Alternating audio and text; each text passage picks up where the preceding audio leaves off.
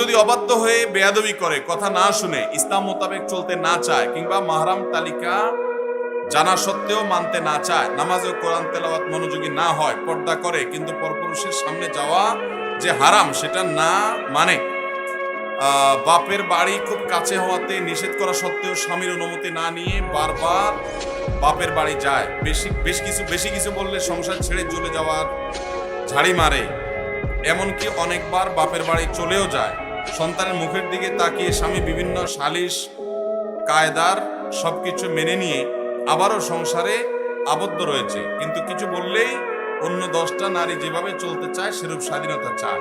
সালিশি বৈঠকে যারা বসেন তারাও নারীকে স্বাধীনতা দেওয়ার জন্য সদা প্রস্তুত, পরিপক্ক, ইসলামী দিক দিয়েও ওই স্ত্রীকে অনেকবার বোঝানোর পরেও বোঝালে কিছুটা বুঝে কিন্তু বাস্তবায়ন কিংবা মানতে নারাজ।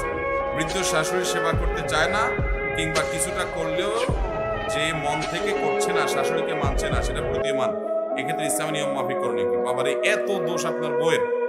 স্ত্রী তার স্বামীর মায়ের নামে মিথ্যাচার করলে স্বামীর পক্ষান্তরে ছেলের মা ও পুত্রবধূর নামে মিথ্যাচার, বাবা এত দোষ!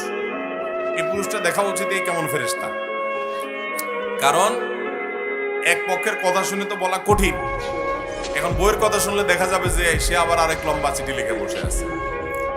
যদি যেমন লিখেছেন বাস্তবে এরকম হয় আর আপনি আসলেই একেবারে দুধের দোয়া হন, আসলে আপনি ভালো মানুষ হন, আপনার ভিতরে কোনো দোষ নাই, সে শুধু উল্টাপাল্টা করে, তো আমার প্রশ্ন হলো, আপনি এইরকম মহিলা বিয়ে করার আগে চিন্তা করেন নাই কেন? নবী সাল্লাল্লাহু আলাইহি সাল্লাম তো বলেছেন বিয়ে করার সময় দিনদার পাত্রী দেখে বিয়ে করবা। আমরা এখন দেখি যে চেহারাটা ঠিক আছে কিনা, বাপের পয়সা কড়ি আছে কিনা, সামাজিক অবস্থান আছে কিনা, আসলটা দেখি না। আসল হলো দেখতে হবে সে ধার্মিক কিনা, আল্লাহভীরু কিনা।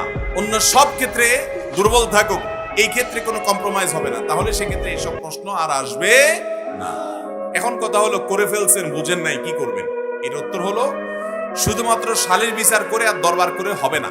এটার জন্য তাকে পরিবেশ দিতে হবে, যারা পর্দা মেনটেন করেন, সেরকম ফ্যামিলির সাথে মিশতে দেন, তাদের সাথে সম্পর্ক করেন, তাদের সাথে বন্ধুত্ব করেন, দ্বীনি হালাকায় নিয়ে যান এবং আল্লাহর বিধানটা বোঝানোর চেষ্টা করেন।